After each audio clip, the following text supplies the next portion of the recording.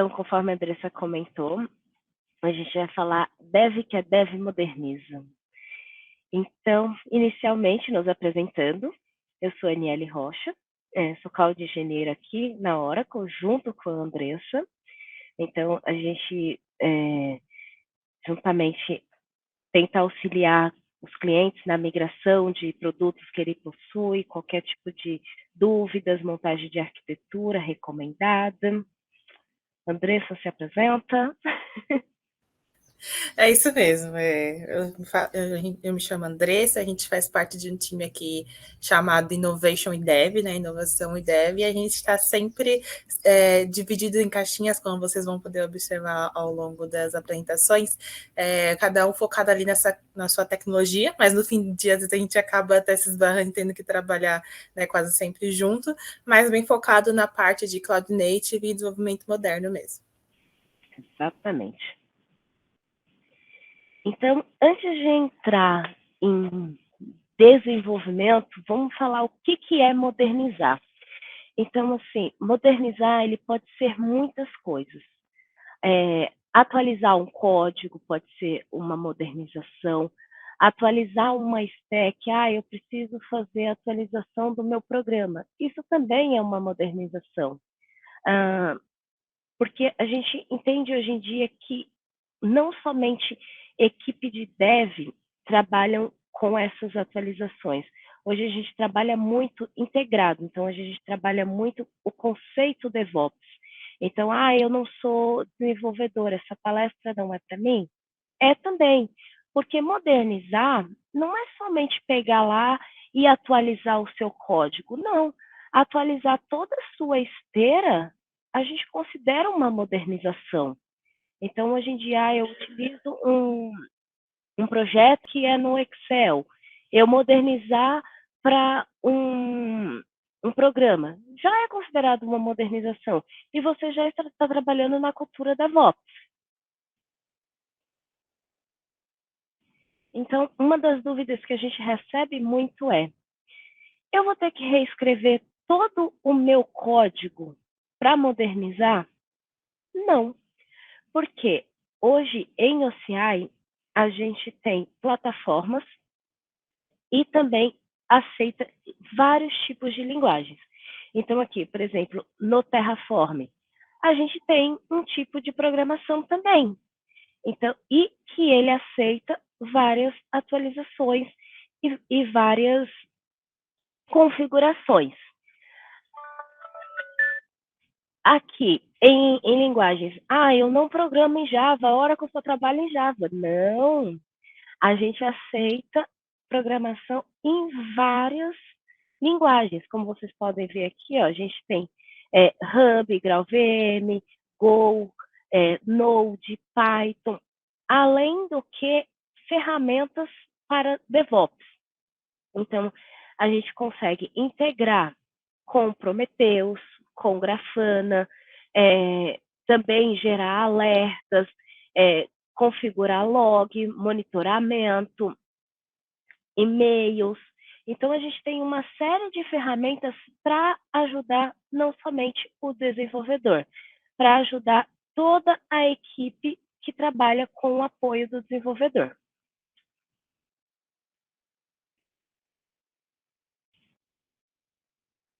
Agora a gente entra nas nossas polêmicas. Tenho várias aplicações legadas hoje, tem WebLogic, PeopleSoft, SuaSuite, EBS, JDE e Siebel. Eu vou ter que abandonar todas essas ferramentas ou eu consigo modernizá-las? Tem uma boa notícia. É possível modernizar? E modernizar na nuvem. Então, a gente cria várias arquiteturas para cada aplicativo que vocês possuem, falando como que seria possível fazer essa migração. Então, com o ambiente atual que você possui, a gente pega toda a arquitetura e transforma isso na arquitetura cloud, para que você consiga enxergar também como que vai ser essa comunicação, como que eu vou trazer o meu ambiente, como que eu vou acessar, como que vai ter segurança. Então, a gente faz para cada aplicação uma arquitetura recomendada. Então, aqui nesse slide a gente tem a arquitetura de EBS e de JDE.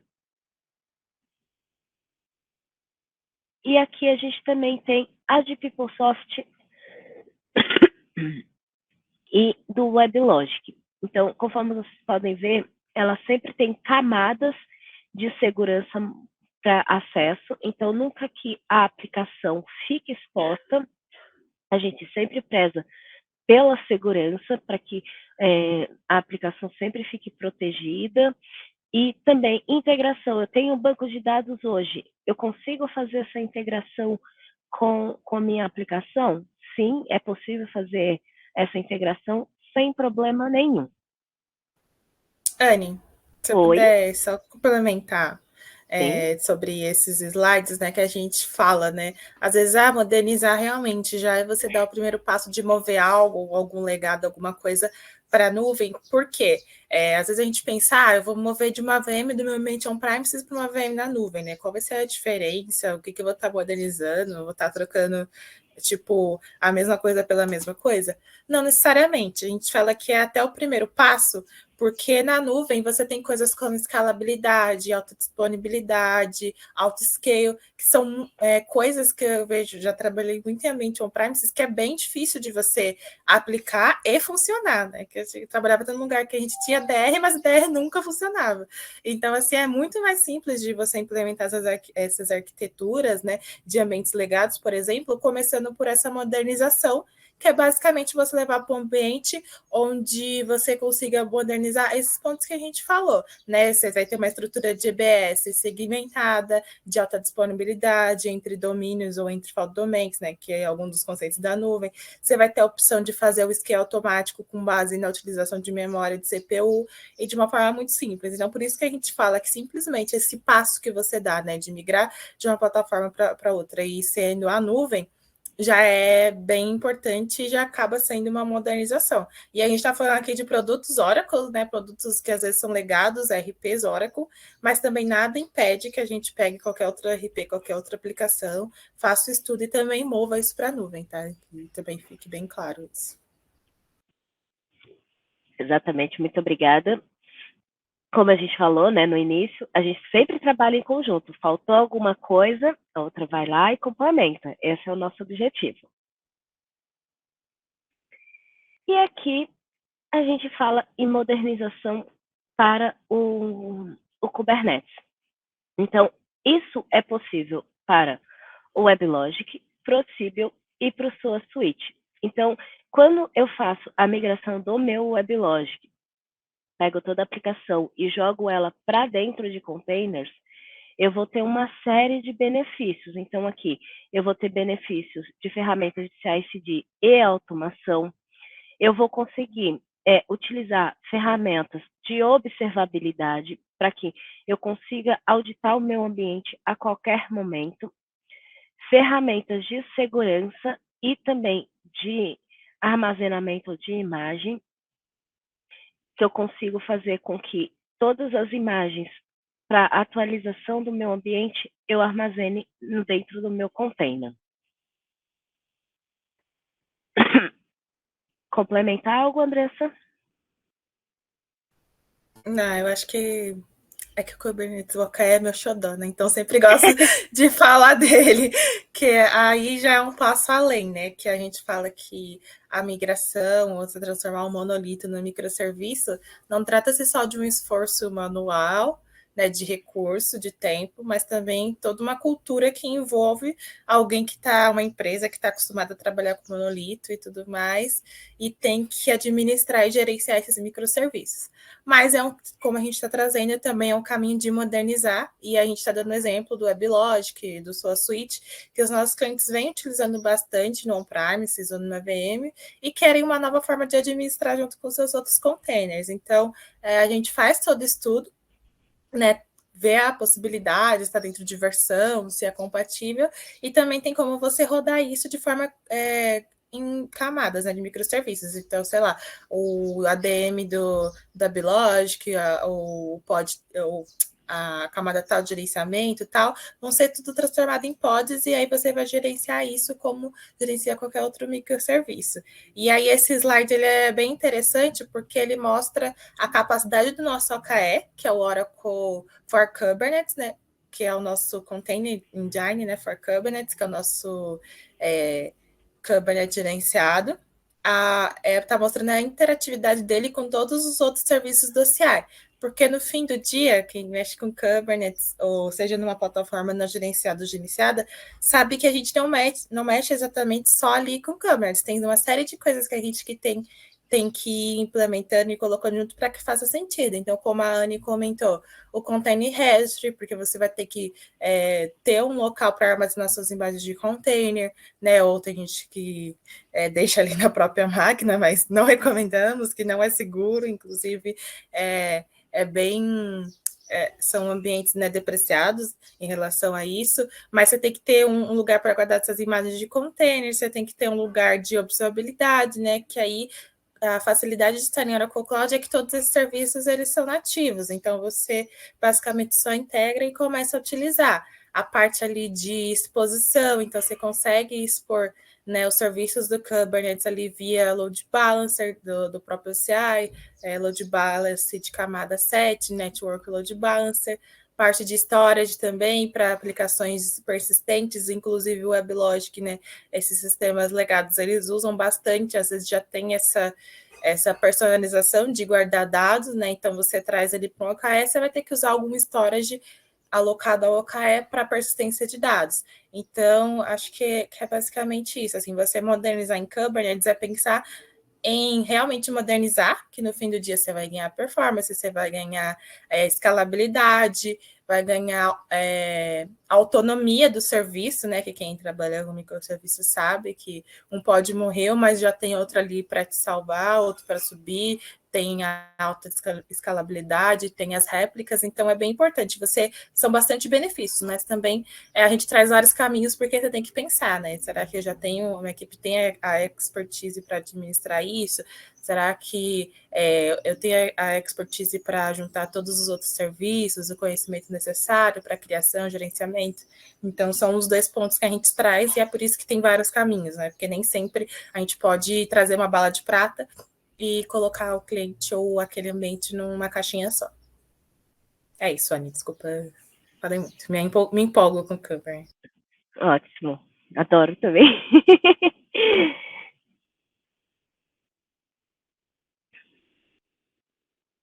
E aqui a gente também oferece a opção de modernizar em SaaS. O que seria essa modernização em SaaS? Seria você já nascer puramente em nuvem. Então, hoje você possui sua aplicação em VM nativa. Então, através dessa VM nativa, a gente consegue já fazer a movimentação através de módulos para o cliente nascer diretamente em nuvem. Não quero mais esse ambiente também, vou reescrever ele, vou já nascer em IaaS, em SaaS. Então, todas essas ferramentas, EBS, JDEP, PullSoft, Siebel, Hyperion, SOA, ele permite com que a gente já nasça em SaaS, num ambiente totalmente atualizado. Mas essas aplicações não são aplicações velhas? Sim, porém, aplicações Oracle, e a Oracle tem um carinho muito grande por todas as suas aplicações. Então, ela nunca vai falar assim, eu vou deixar ela no mercado e pronto, não vai ter mais nenhum tipo de atualização. Não. A Oracle sempre pensando em modernizar, ela sempre cria ferramentas para todo o público. Então, assim, hoje eu quero que ele venha para a VM nativa. Ok, a gente tem a opção. Eu quero nascer já em nuvem, eu já estou com outros workloads funcionando, estou gostando e já quero mover parte do meu workload diretamente para SaaS. Eu consigo sem problema nenhum, a gente faz a arquitetura, mostro para vocês. A gente também tem como fazer um piloto, mostrar como que seria essa parte do ambiente em SaaS, você gostando, a gente começa o consumo sem problema algum e você já começa a utilizar a ferramenta totalmente online, em qualquer lugar, você não fica mais dependendo daquela ferramenta só em um local. Inclusive, o integration que está aí foi o que o Pedrinho e a Débora acabaram de comentar, né? E ele acaba sendo alguns produtos, como a Nelly disse, eles têm a continuidade, tem o RP SaaS, mas tem outros também que tem a linha ali de sucessão e a gente acaba trazendo produtos melhores, que é o caso do integration com o SOA. O SOA é uma arquitetura de integração, né? E aí a gente fala que no caminho de evolução a gente sempre recomenda que os nossos clientes façam essa troca, por exemplo, você pode continuar usando o Sonho OCR, da arquitetura que você já conhece, só que um paralelo ali seria o OIC, que é o integrador que vocês acabaram de acompanhar na outra palestra. Então, também tem muito disso, né, de você acabar trocando uma ferramenta por outra, porque a outra nasceu de uma forma melhor, com um conceito melhor, ou não, tem que ver se adapta também, mas também tem essa evolução entre ferramentas.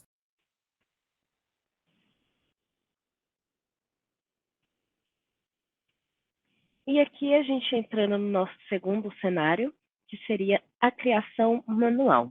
Então, hoje, por exemplo, se você tem um controle de máquinas num Excel, ou então precisa modernizar o seu parque de máquinas, querendo ou não, ele gera um custo e gera um trabalho muito grande.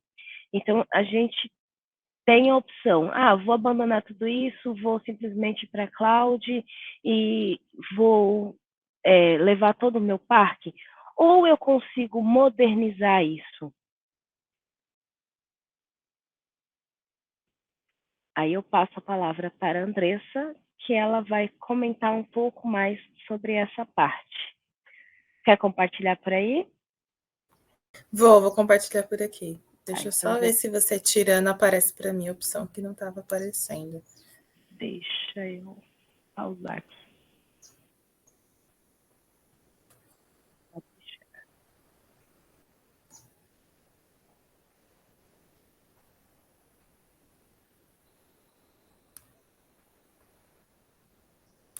Pessoal, qualquer dúvida ou interação, podem mandar aí no chat, que a gente adora conversar. A Anne vai lendo aí, que eu não consigo ver, mas não, tranquilo. Podem perguntar, tá?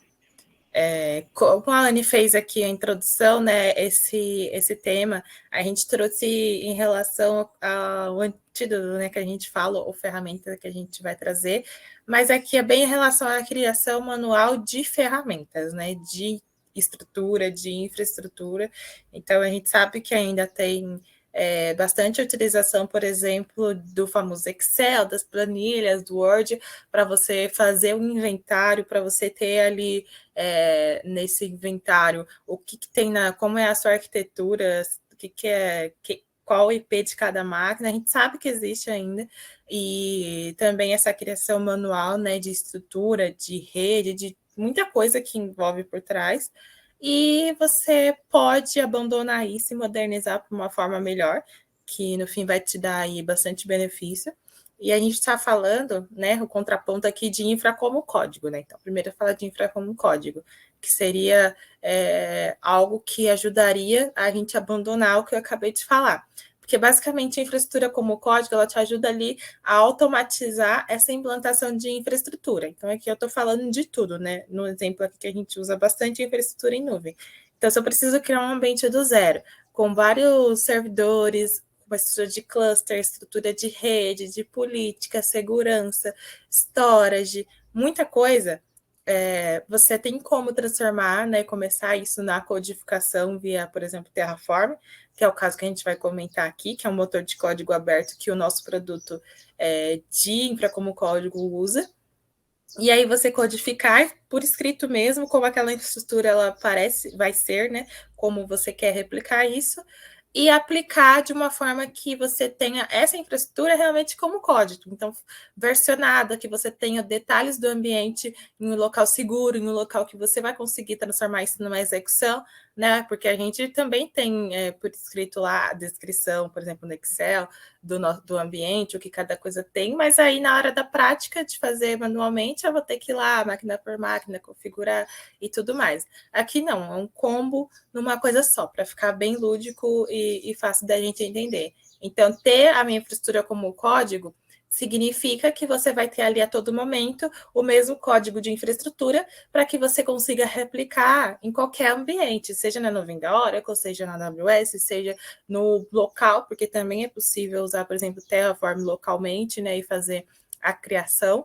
Então, acaba que a gente também traz isso para o mundo dev, barra, né, todas as pessoas que na verdade, a gente falou que essa palestra é para várias áreas, né, várias pessoas, porque a gente não acha que isso seja um tema que se coloque em caixinhas, porque vocês vão perceber também que isso traz muita autonomia para quem está ali administrando, ou para quem quer criar um ambiente, às vezes tem um ambiente compartilhado ali de testes, então cada um tem a sua caixinha, cada um pode rodar o seu código da sua, né, ou num ambiente compartilhado, ali você vai e roda o módulo que você quer, e aí fica bem fácil. Por isso que acaba permitindo que o desenvolvimento, né, também de infraestrutura, sim, existe desenvolvimento em infraestrutura, seja mais ágil e entre no ciclo DevOps, que é o que a gente conhece ali de unir, por exemplo, a desenvolvimento e operação.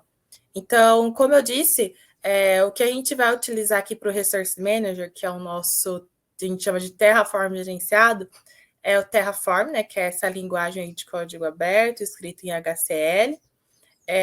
O nosso Resource Manager, ele é um produto que vocês encontram lá no menu, né, da Oracle, onde você consegue colocar os seus códigos Terraform, e quem conhece e trabalha com Terraform sabe que a gente tem que dar o plan, o plan, o teste, o apply, que não sei o que, o delete, via código.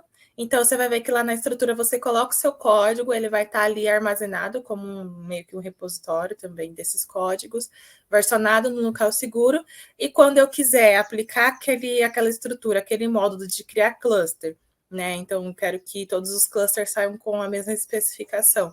Eu só vou lá no Resource Manager, dou um apply e o ambiente de destino, e aí ele vai fazer todo o provisionamento da minha infraestrutura do jeito que eu quero, de uma forma bem simples. Então, aqui a única coisa que a gente foca mesmo é na estrutura do código, para que ela se mantenha sempre atualizada e coerente, e o resto o Resource Manager faz, né? Porque aí a interface gráfica, você dá, como eu disse, tem os botõezinhos lá, tem as métricas e tudo mais, e você consegue monitorar.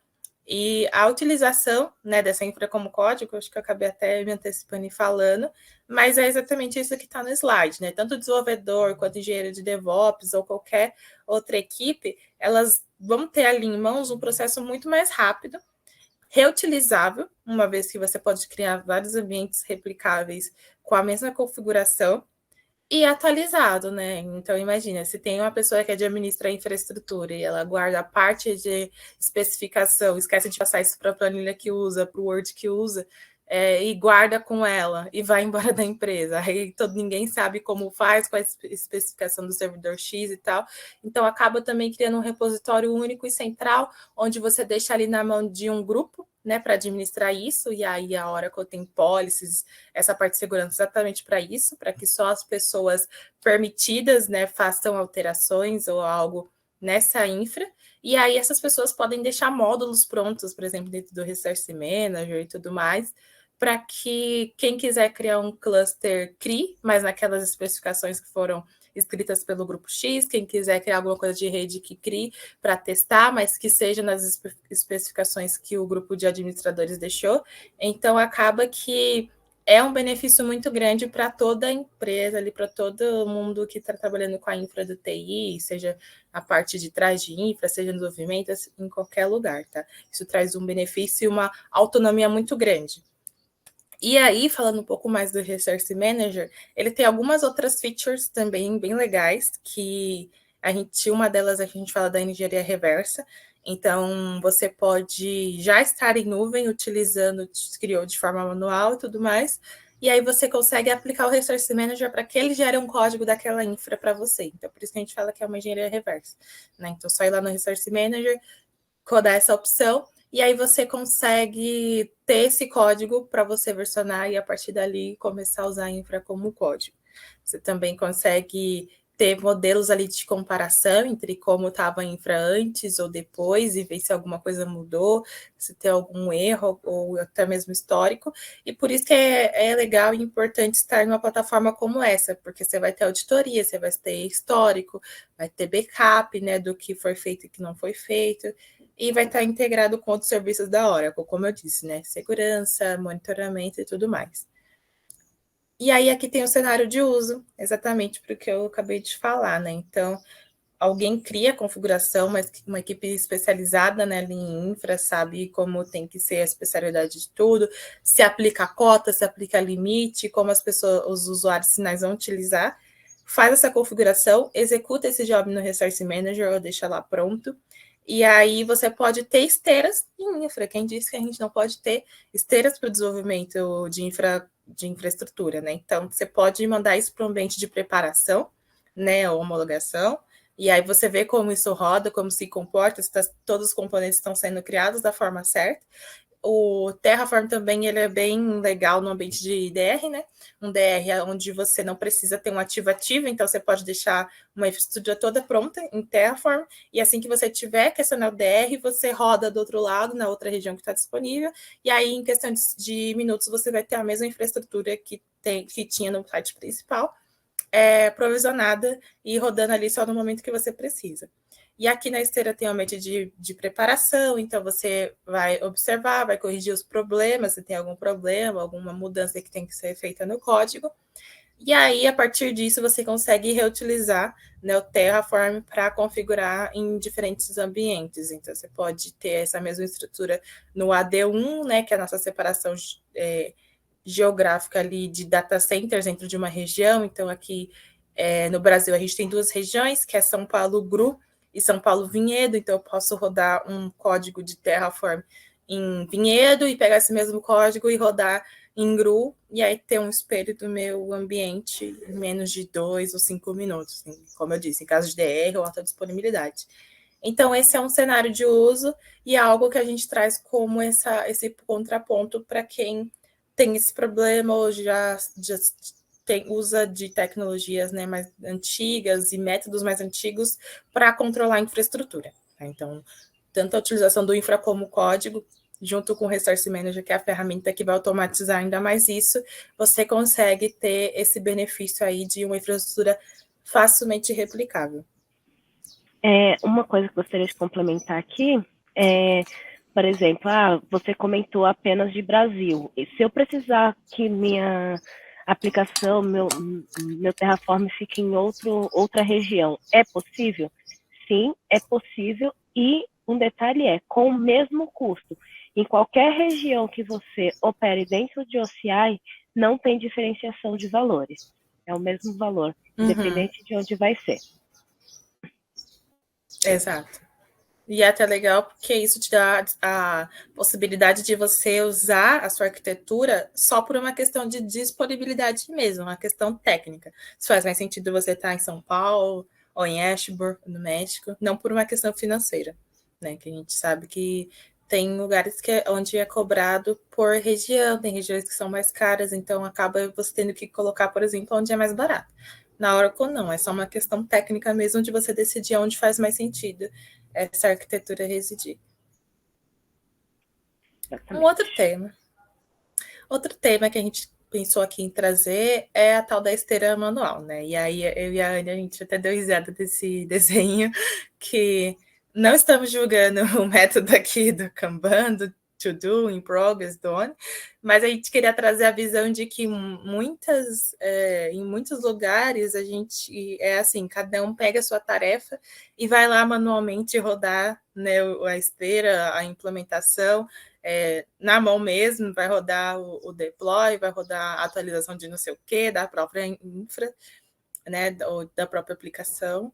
E assim, tem uma forma, né, da gente não precisa nem abandonar o método, acho que a gente pode deixar o Kanban ou qualquer outra metodologia como metodologia mesmo, e usar a tecnologia para modernizar a esteira, né? Então, sem precisar com que todo mundo, cada um tenha que fazer a sua tarefa manual, ou fazer atualização manual, ou passar por muitas ferramentas para atualizar, né? Então, a gente primeiro traz...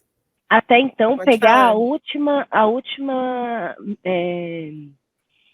tarefa que sobrou. Então, muitas Uhum. das vezes a pessoa chega, a gente pegou essa imagem, até para vocês terem ideia, que você vê que um tá mega feliz, porque provavelmente pegou uma tarefa que ficou feliz.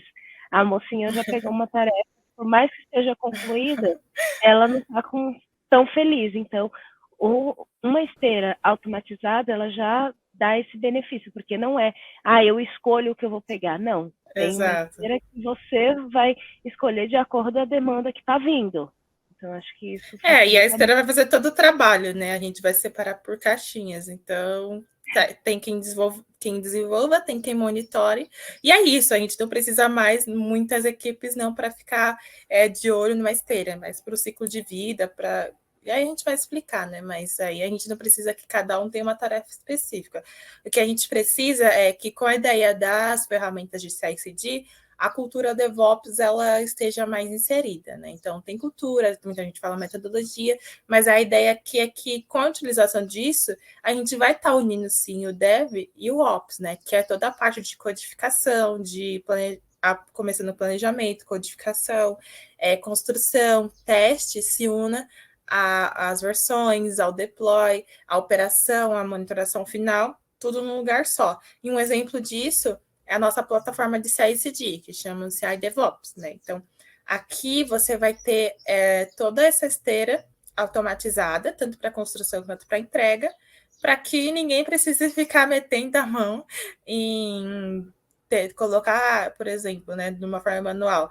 Vai lá, roda o código, aí sobe a imagem para não sei aonde, aí o outro vai lá e pega a imagem e aplica não sei aonde, e aí faz o teste, e aí sobe para o meio de desenvolvimento, e aí roda mais teste, aí tem que mandar para aprovação, Gmood, não sei o que, tal. São processos que eu sei que existem, mas que eles podem ser adaptados aqui também, e de forma muito mais rápida, né? Então, coisa que às vezes acontece, tem que levar uma semana para acontecer, a que a gente, né, faz em minutos e com eficiência, né? Então, a primeira coisa que a gente coloca aqui nessa esteira seria, por exemplo, do devedor fazer o commit, né, a atualização do código, num repositório de código, e aí pode ser o próprio repositório de código do CI, a gente tem integração com o GitHub, GitLab, Bitbucket, então também você fazer essa conexão com esse repositório de terceiros, e aí iniciar o fluxo. Então, esse código ele vai rodar, ele provavelmente vai gerar algum artefato, e quando eu falo artefato, é gerar, por exemplo, uma imagem de container, né? Se o meu ambiente de desenvolvimento de entrega for um cluster Kubernetes, então vai gerar, por exemplo, uma imagem de container, e eles serão já, coloco ali na própria ferramenta onde vai ser entregue, que pode ser no meu repositório de imagens, né? A gente tem um repositório só para imagem de container, e o outro de artefatos. O de artefatos são para artefatos genéricos, então qualquer coisa que não seja imagem de container, pode ser um desenvolvimento.jar, um manifesto de Kubernetes que você quer versionar, ou qualquer outra coisa assim. Então, na parte de entrega, a gente entrega, né, esses artefatos, e aí tem vários outros stages, mas só para exemplificar aqui no teste, né? A gente entrega isso para esses repositórios, e no momento de. E assim, não necessariamente isso sempre vai trabalhar junto. Eu posso ficar entregando esses artefatos, essas tarefas, e assim que necessário, pode ser trigger ou pode ser um acionamento manual, a gente começa a entrega. Mas aí a gente recomenda-se, né, para maior agilidade, que seja uma trigger. Então, o ambiente de dev ele vai receber essas imagens, vai receber esses artefatos, e aí a gente inclui nessa esteira integrações, testes de integração, né? Então, eu posso fazer teste de integração em ferramentas já conhecidas, né, de QA aí, da parte de testes, ou numa própria function da Oracle, que faça uma lógica para testar essa aplicação. E com tudo ok, a gente inclui um outro step de aprovação. Então, a pessoa que vai aprovar, ver as mudanças, se está tudo ok, ela pode receber um e-mail ou algum outro canal de comunicação, né, que a gente pode configurar, ou na própria plataforma, e ela vai lá e aprova, né? Você pode ter um ou mais mais de um aprovador, e aí para que o fluxo suba efetivamente para a produção. Né? E a gente não precisa colocar essa aprovação só aqui na produção, você pode ter uma aprovação ali em cada step. E aí, isso subindo para a produção, atualmente tem aqui os ambientes que o OCI DevOps consegue entregar de forma nativa, que é uma VM, né, ou um bare metal, um cluster OKE ou uma Functions, né? Então, isso a gente fala de forma nativa porque basicamente você não vai precisar fazer nada, só apontar para qual compartimento está o seu cluster, sua VM, e é isso. E aí a gente teve uma atualização onde agora a gente conseguiria entregar para outros, tanto cloud providers, quanto outros recursos sociais, que é um bashzinho, que a gente tem que rodar uma lógica de programação ali no último step e fazer a entrega para esses outros ambientes, tá? Mas é basicamente isso, a ideia de você ter o CI e o CD, a entrega, a construção, a entrega, numa plataforma só, que aí acaba agilizando o que a gente falou no início, né? Tá, aqui é desenvolvimento, tudo mais, mas aí pega a operação, que geralmente é quem controla o ambiente de infra, e aí também estarão aqui observando essa plataforma, como eu disse, nativa de OCI, então tem toda a parte de log, de monitoramento e tudo mais também ativa, onde você consegue observar, ver se está tudo ok, a parte de policies para dar acesso só quem precisa para fazer a execução, ou não, você pode deixar tudo por trigger e aí vai andando sozinho, só parando nas aprovações. Então, tem várias formas de construir. E, óbvio, a gente está falando de um ambiente Oracle, mas num ambiente multi-cloud, muitos clientes utilizando, por exemplo, o OKE na Oracle, outros recursos Oracle, já tem uma esteira em algum outro lugar, a gente também facilmente consegue acoplar, né? Então, já usar essa plataforma que você está usando e já está construindo em outro lugar e apontar para cá e fazer a entrega aqui. Né? Então, a gente está falando de uma só tecnologia, a gente está falando no geral, para que vocês consigam ter o benefício final, que é automatizar isso daí. Algum comentário, Anne? Alguma coisa aí o pessoal falando no chat? Não, o pessoal só comentou no chat aqui que faltou para a mocinha café. Aí. Mas essa parte ficou bem clara. Não tenho nada a complementar. Beleza. Vamos para o nosso, nem sei mais o número do tema que a gente está, desenvolvimento tradicional. Bem polêmico. Acredito que a Ellen e o Renan falaram, acho que a última palestra, sobre low code, mas a gente achou importante trazer também aqui, né, sobre modernização, já que a gente estava falando de desenvolvimento também.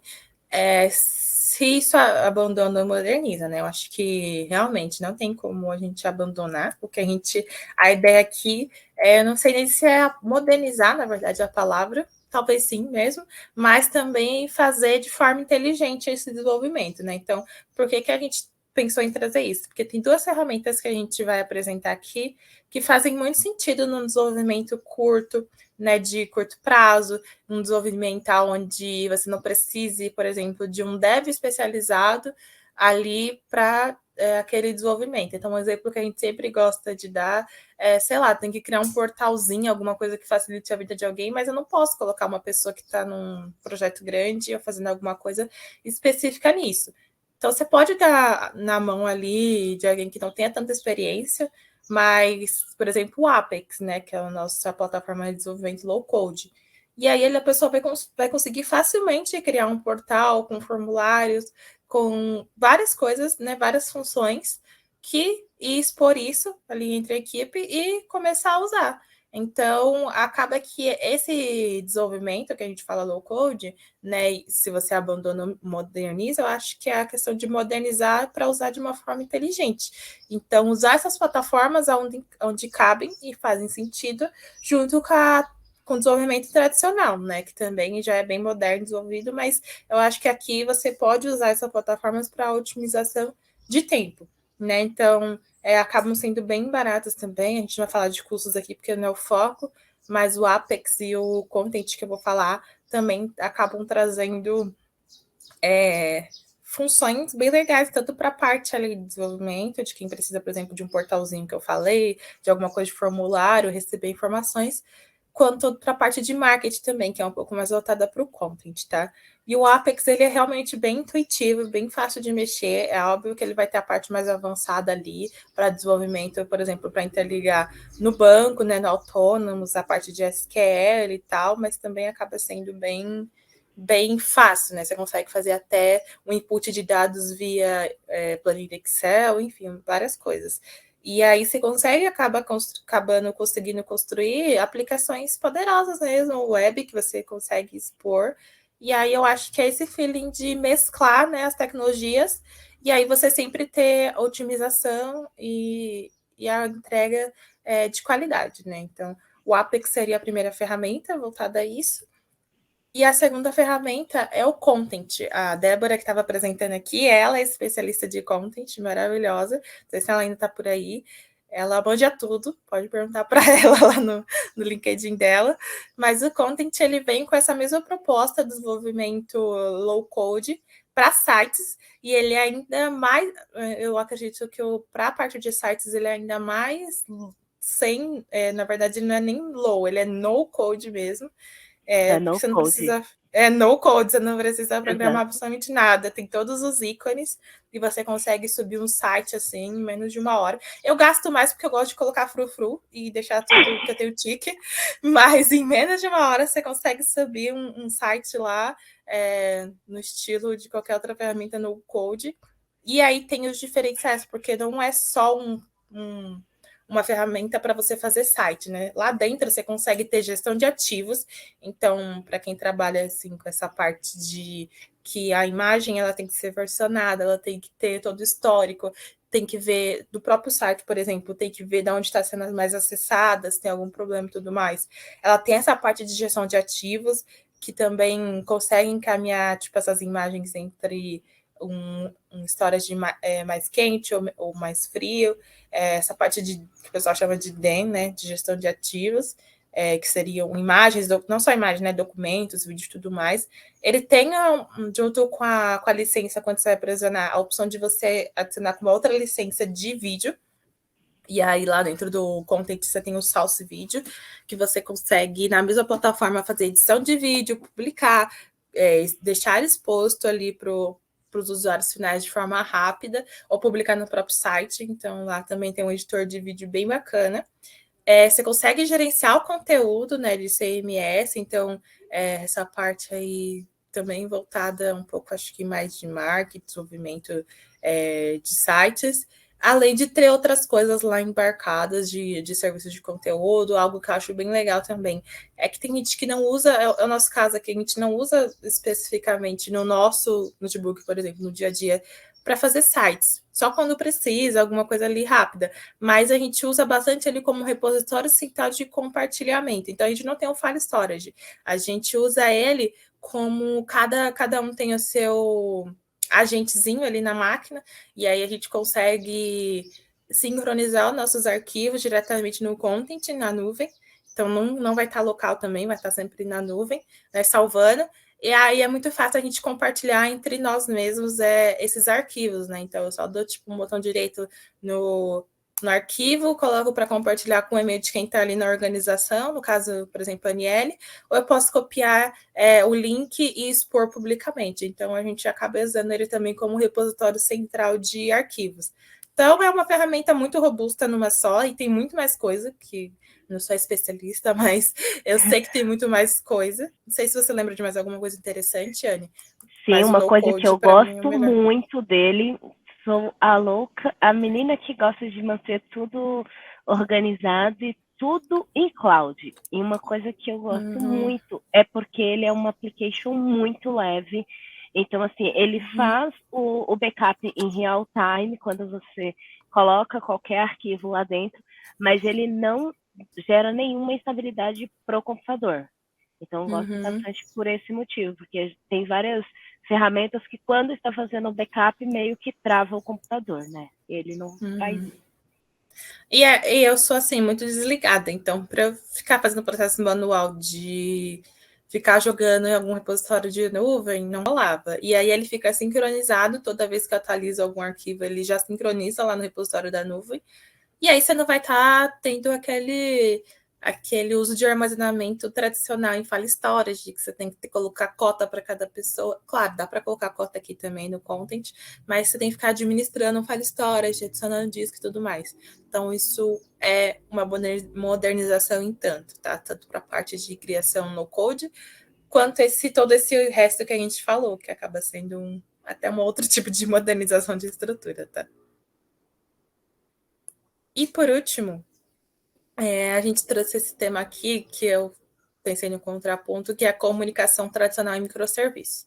Então, quem trabalha, né, com microserviços sabe que às vezes fica a cargo de quem está desenvolvendo pensar muito ali na lógica de comunicação de um serviço entre um serviço e o outro, na lógica de roteamento ali de portas, como um vai lidar com o outro, para onde vai, que não sei o quê.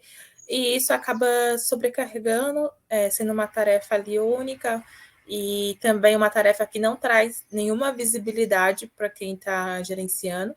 Por isso que eu coloquei essa imagenzinha do escuro, porque você realmente fica no escuro, né? Muita coisa ali no código, e aí você tem que fazer o track e ter uma grande observabilidade em cima disso para conseguir identificar onde está o problema de comunicação, como está rolando, e ainda assim é muito difícil.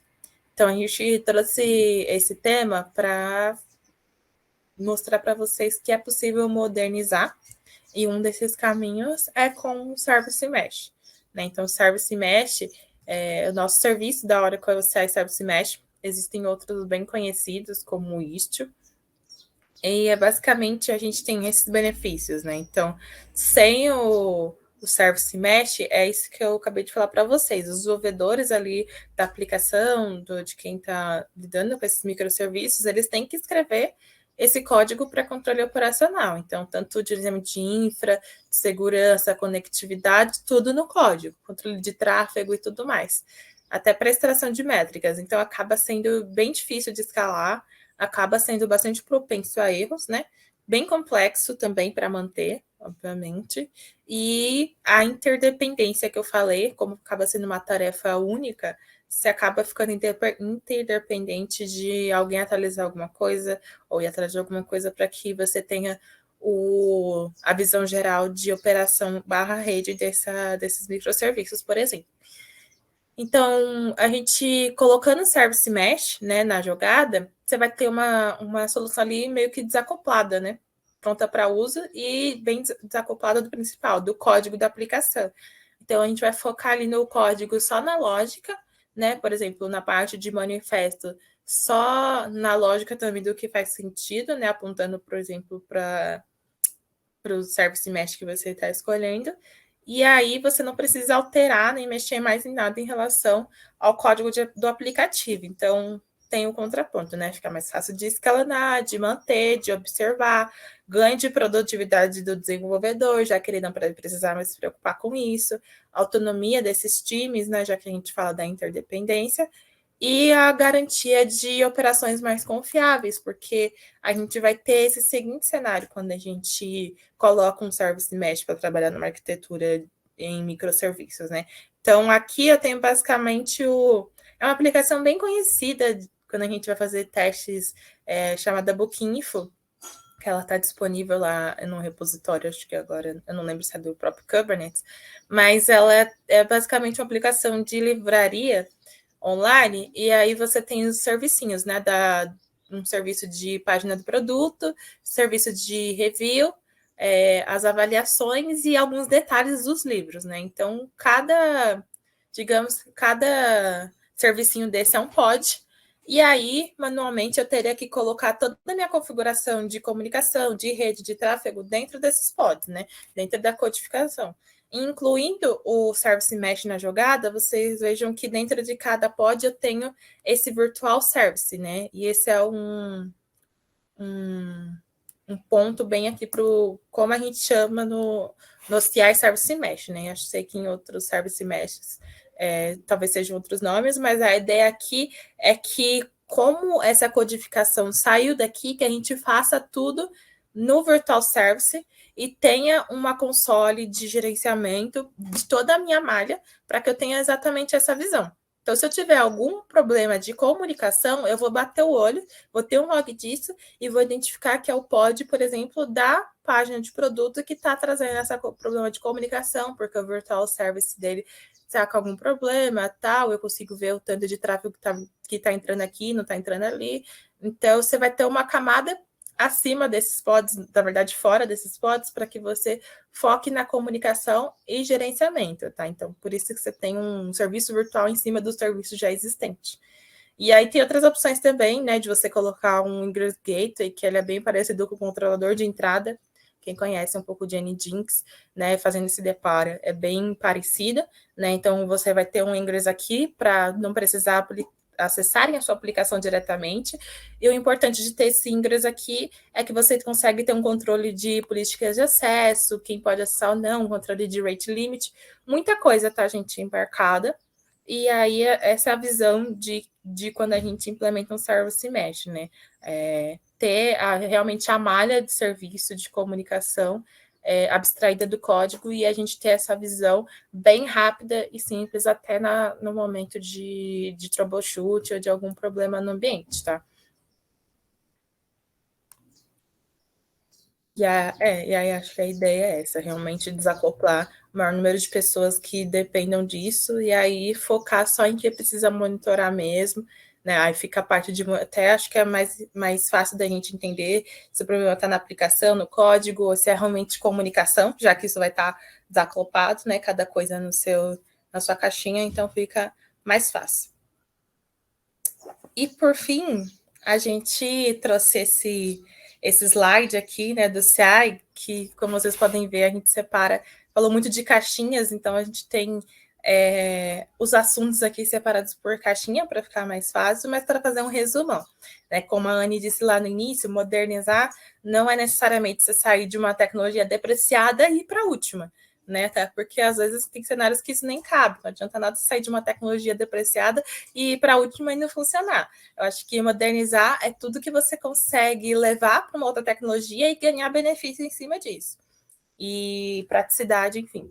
E aí a gente falou de pouquíssimas coisas, acho que nem 20% do que a gente tem no SI, mas a gente poderia aplicar isso para qualquer outra coisa aqui dessa stack, né? Então a gente tem a parte de desenvolvimento de serviços, que a gente falou um pouco de low code, mas ainda tem o ODA, da parte que a Débora e o Pedrinho já falaram, o Visual Builder, mas também outras ferramentas de desenvolvimento, infra como código, a gente falou do Terraform, mas ainda tem um Ansible também, e outras ferramentas. Ali para a parte de applications, o OIC, né, que também acaba sendo uma modernização aí para integração.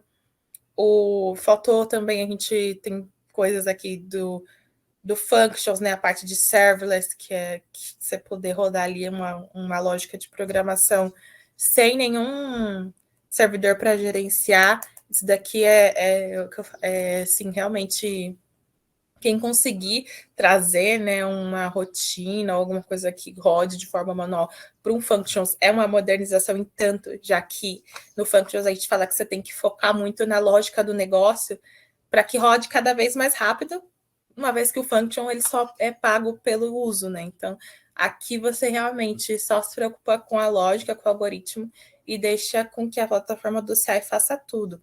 E ali também a parte de business, né, o RP, HCM, toda a parte de RPs, né, da Oracle em SaaS, que a gente também deu uma pincelada. A parte de analytics, né, para visualização de dados de uma forma bem mais interessante. A parte de data e NNI, a gente tem um outro time, né, bem focado nisso, aqui dentro da nossa estrutura, que eles falam de Big Data, Data Flow, Data Integration, a parte de AI Services, speech, detecção de anomalias, né?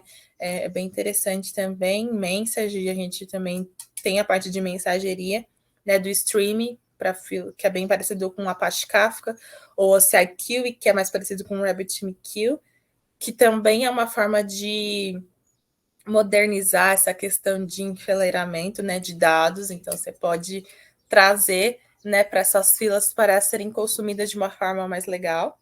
Banco, a gente não... Nosso carro, muita gente só conhece a Oracle por banco, né? Mas tem muita modernização e muita coisa nova que pode ser utilizada. Uma prova disso é o Autonomous, né? Que é um banco bem interessante, que inclusive ele é usado em bastante workloads aqui por trás. Não sou especialista em banco, mas eu sei que tem bastante inovação para essa parte de database e que também está por vir. A gente tem aqui também na parte direita a parte de governança e administração, que eu também considero bem moderno você sair de um ambiente onde você só tem aquele pensamento de tipo, só é importante quem está fora, né? Quem está acessando de fora para dentro. Aqui não, em OCR a gente fala que a gente tem o perímetro zero trust, então é importante tanto quem está acessando de fora, quem está dentro da organização. Então, por isso que se vocês fazerem o trial aí e observar, tudo requer uma política, tudo requer que um grupo esteja, uma pessoa esteja atrelada a um grupo, para que a gente tenha esse controle tanto externo, né, de quem está acessando aplicações, usuários finais, clientes finais, quanto quem está administrando lá dentro. Também tem que ter esse acesso segmentado. Então, estar no termo Cloud Ops já é algo moderno também, que eu acredito, que é você ter essa possibilidade de segmentar as coisas, bem granular, para a parte de governança, também de custos, né? Você consegue visualizar por projeto, por compartimento, por ambiente, né? Que é uma forma também de administrar mais moderna. E as partes de segurança aí, que é muita coisa, não dá nem para falar, mas em cada ambientezinho, cada coisa que a gente fala tem um serviço de segurança para se habilitar que é gratuito, tem alguma coisa que você pode integrar que faça sentido, e a parte de observabilidade também, que ainda vai ser falada hoje, né? Como modernizar esse ambiente com ferramentas de observabilidade da própria Oracle, tá? Essa será a nossa próxima palestra. Vini e Camila aqui no chat já estão animados para começar. Bom, acho que era esse o resumo, pessoal. Acho que a Anne vai só finalizar agora com alguns... Deixa eu sair aqui com alguns recadinhos. Pode compartilhar, eu só vou pedir para você passar, que tá. Eu já aproveito, já estou com os links aqui e já passo. Tá bom. Para complementar também e para ter um suporte para vocês, a Oracle tem um grupo não oficial no Instagram, não, desculpa, no Telegram, porém que tem vários profissionais que sempre respondem dúvidas lá, inclusive eu estou no grupo, qualquer dúvida que vocês tenham relacionada ao OCI, pode sempre postar nesse grupo, que a comunidade é bem engajada para responder qualquer dúvida que vocês tenham. Deixa eu só pegar o link aqui, ou então vocês podem ler o QR Code que está na tela.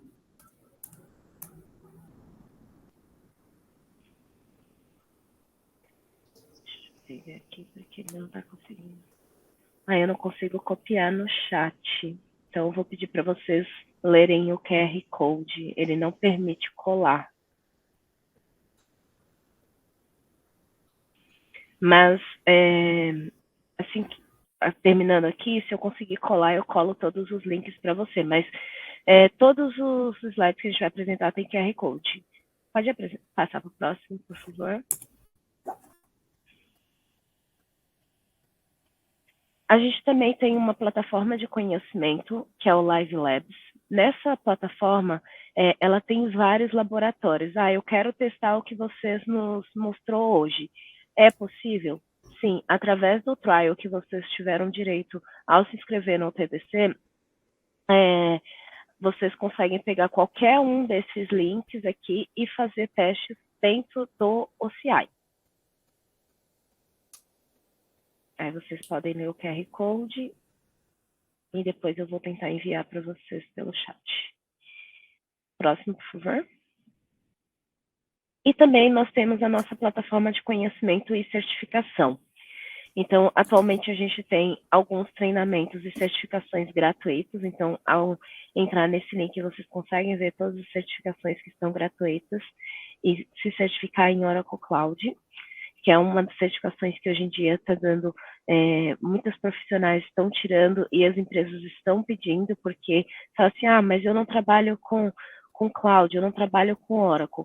Só que a gente tem uma tecnologia hoje em dia que é a multi-cloud. Então, assim, por mais que você não trabalhe com cloud e Oracle, pode ser que um dia a empresa que você trabalha vai fazer qualquer movimentação unindo duas clouds.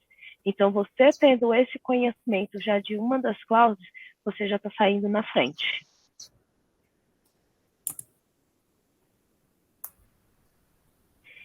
E por último, a gente tem o nosso Video Hub, que é o nosso YouTube da equipe, que nós temos todos os dias palestras que a gente faz. Elas são online e ao vivo, porém, eu não consegui assistir nesse horário que vocês passaram. Não tem problema. A gente disponibiliza todas as palestras depois de 2 horas, 3, no nosso Video Hub.